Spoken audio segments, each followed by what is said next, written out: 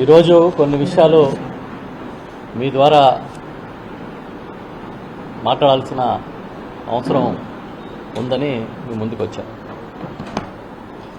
ప్రధానంగా ఈ రాష్ట్రంలో చంద్రబాబు నాయుడు గారి కూటమి అధికారంలోకి వచ్చి 2 సంవత్సరాలు అయ్యింది. జూన్ 4, 2024లో వారు ఎన్నికైతే ఇప్పుడు జూన్ 4 దాటాం. జూన్ 12 ఆయన ప్రమాణ స్వీకారం చేశారు. 2 ఏళ్లు దాటి 3వ సంవత్సరంలోకి అడుగు పెడుతుంది.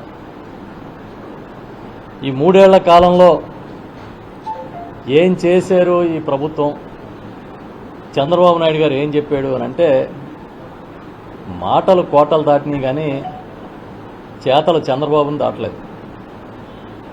ఎంతసేపు తనని తను మార్కెటింగ్ చేసుకునే కార్యక్రమం, జగన్మోహన్ రెడ్డి గారిని గత ప్రభుత్వాన్ని తగ్గించి చూపించే కార్యక్రమం,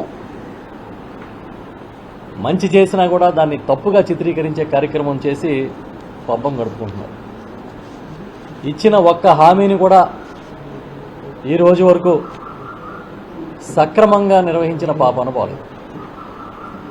ఇంచుమించుగా ఈ 2 ఏళ్ల కాలంలో చంద్రబాబు నాయుడు గారు వెన్నుపోటుకి గురి కాని ఒక వర్గం కూడా లేదు. రైతులు, మహిళలు, విద్యార్థులు, ఉపాధ్యాయులు, ఉద్యోగులు, నిరుద్యోగులు దాకా అందరినీ ఒకే విధంగా పొడిచాడు. కాబట్టే వెన్నుపోటుకి 2 ఏళ్లని ఇవాళ వైఎస్ఆర్ పార్టీ ఒక కార్యక్రమాన్ని తీసుకున్నాం. కనీసం చంద్రబాబుకి తానిచ్చిన హామీల్ని గుర్తు చేసే కార్యక్రమం చేస్తున్నాం. కానీ ఆయన ఏమంటా ఉన్నాడంటే, తానిచ్చిన సూపర్ 6 సూపర్ హిట్ అని పెద్ద ప్రచార ఆర్భాటం చేస్తూ ఉన్నారు చాలా కాలం నుంచి.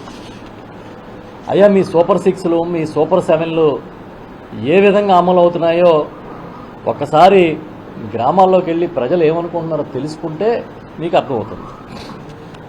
అంతేగాని మీ రాసుకునే మీడియాలోని, మీ సొంతంగా మీ సొంత ఛానల్లోని చూపించుకుని అదే నిజం అనుకుని భ్రమపడితే ప్రజలు నష్టపోతున్నారు. ఈరోజు జగన్మోహన్ రెడ్డి గారికి మీరు ప్రతిపక్ష హోదా ఇవ్వమని చెప్పి టెక్నికల్గా ఆపేయగలిగారు. కానీ ఈ రాష్ట్రంలో ఎవరినైనా సరే అడగండి, ఇంక్లూడింగ్ మీ పార్టీ నాయకులతో సహా, మీకు జగనే ప్రతిపక్షం. అందుకే మీ చేతిలో మోసపోయిన వాళ్ళందరూ, బాధితులందరూ జగన్ గారి దగ్గరికి క్యూ కడుతున్నారు.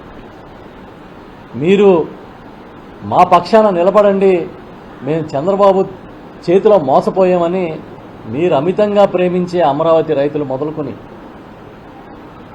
మీరు చాలా గొప్పగా ఆర్భాటంగా చేశామని చెప్పుకునే ఉపాధ్యాయుల రిక్రూట్మెంట్ డిఎస్సి వరకు ప్రతి ఒక్కరూ జగన్ గారు ముందుకు వెళ్ళి తమ ఆవేదన చెప్తున్నారు. మేము మోసపోయాం, చంద్రబాబు చేతిలో మరొకసారి దెబ్బతిన్నామని రోజు వందలాది మంది వెళ్ళి జగన్ గారికి నివేదిస్తూ ఉన్నారు. మరి నిజంగా మీ ప్రభుత్వం ప్రజల పక్షాన్ని నిలబడి ప్రజలకి మీరు మంచి చేసే విధంగా వారి విజ్ఞాపనలు తీసుకుని పరిష్కరిస్తే ఎందుకు జగన్మోహన్ రెడ్డి గారి దగ్గరికి ఇంతమంది వచ్చి తమ బాధలు చెప్పుకుంటున్నారు? అంటే మిమ్మల్ని ఎదుర్కొనే శక్తి, మిమ్మల్ని ఎదుర్కోగలిగిన, మిమ్మల్ని నిలదీయగలిగిన కెపాసిటీ ఒక్క జగన్మోహన్ రెడ్డి గారికి మాత్రమే ఉందని ఈ రాష్ట్రంలో ప్రజలకి అర్థమైంది. ఎందుకంటే మిమ్మల్ని ఇంకెవరూ నిలదీయలేరు. బీజేపీ, జనసేన మీ కూటమిలో భాగస్వాములు, కాంగ్రెస్ మీకు రహస్య మిత్రులు, ఇక కమ్యూనిస్టులు అయితే వాళ్ళకి చెప్పక్కర్లే. ఎందుకంటే వాళ్ళకున్న శక్తి మేరకి అప్పుడప్పుడు పోరాటాలు చేస్తున్నారు, అప్పుడప్పుడు మాట్లాడుతున్నారు, కానీ పెద్ద ఎత్తున ఉధృతంగా చేసే పరిస్థితి లేదు. ఇంక ఎవరయ్యా మిమ్మల్ని నిలదీస్తారంటే ఒక్క జగన్మోహన్ రెడ్డి గారు మాత్రమే.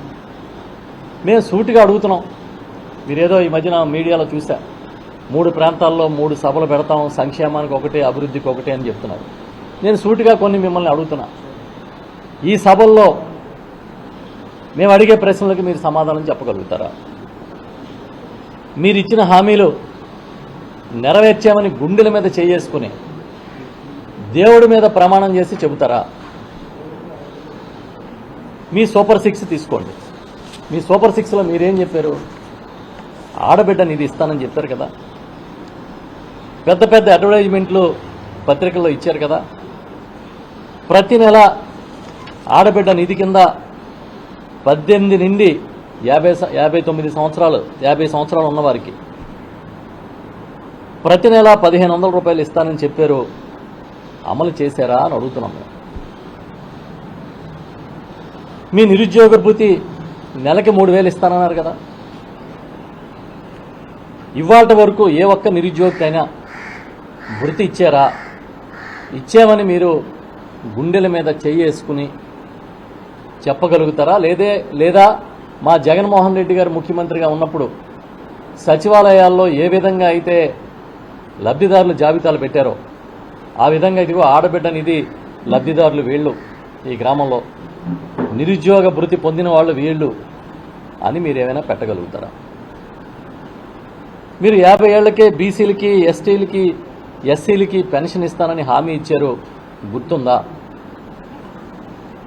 ఉంటే అమలు చేస్తారా లేదా? చేస్తే ఎప్పుడు చేస్తారు? చేసేసి ఉంటే, అది కూడా చేసామని మీరు భావిస్తే ఎంతమందికి ఇచ్చారు? తల్లికి వందనం అన్నారు. జగన్మోహన్ రెడ్డి గారు ఇచ్చిన అమ్మఒడి పథకాన్ని కాపీ కొట్టారు. కనీసం పరీక్షలో కాపీ కొట్టి పాస్ మార్కులన్నా తెచ్చుకోవాలి కదా. జగన్ గారి పథకాన్ని కాపీ కొట్టి అమ్మఒడిని తల్లికి వందనం అన్నారు. ఆయన ఒక్క పిల్లాడికే ఇస్తే ఎంతమంది విద్యార్థులు ఉంటే అంతమందికి ఇస్తామన్నారు.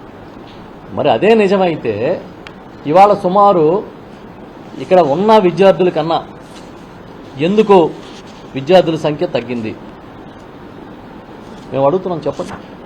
ఎందుకు తగ్గింది విద్యార్థుల సంఖ్య? ఇంచుమించుగా అమ్మఒడిలో అంటే ఇప్పుడున్న ఏది తల్లికి వందనంలో 87,41,885 మంది విద్యార్థులుంటే వాళ్ళలో 20 లక్షల మందికి మీరు ఎగ్గొట్టారు.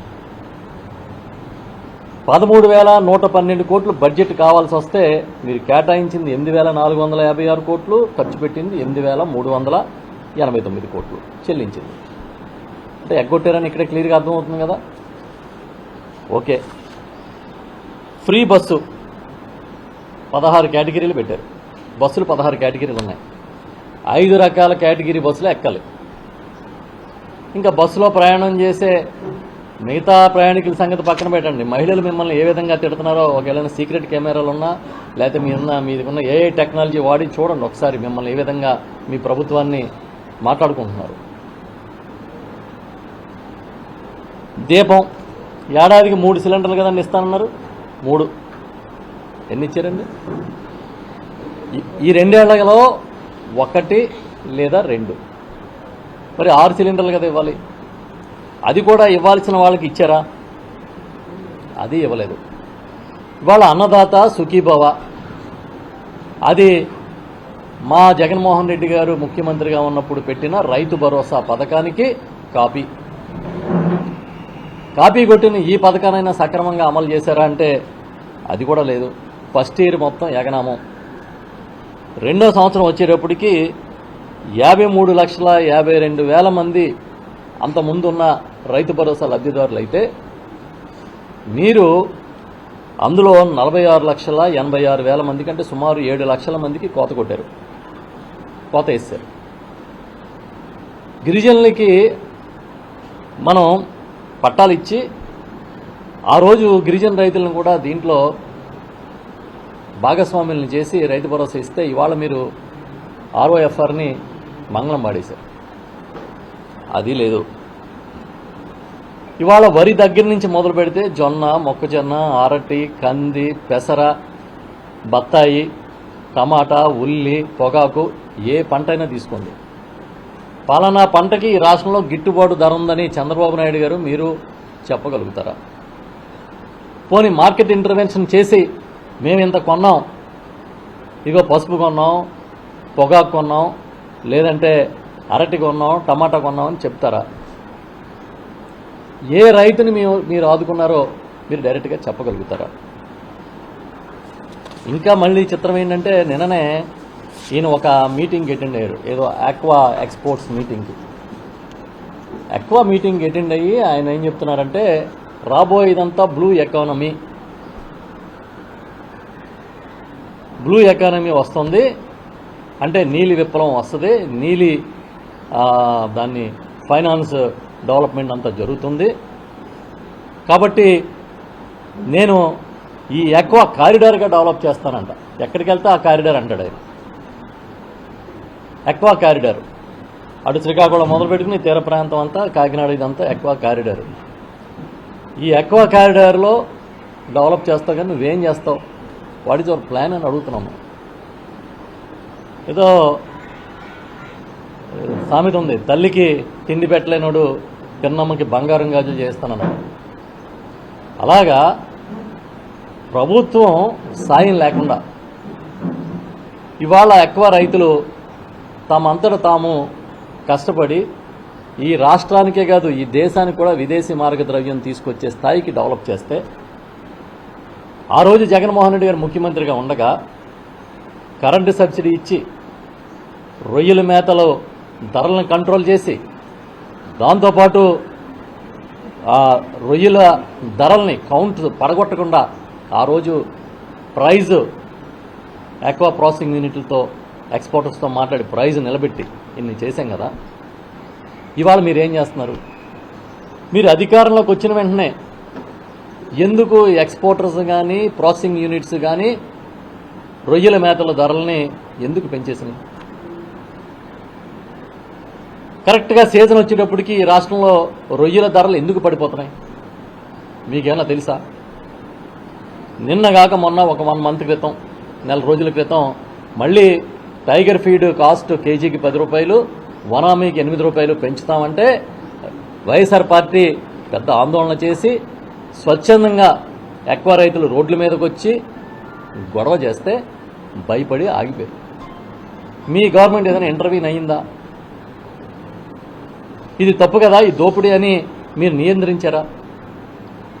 వాళ్ళందరూ వాళ్ళు భయపడి ఆగిపోయారు తప్ప మీరేదైనా దీంట్లో మీ జోక్యం ఉందా?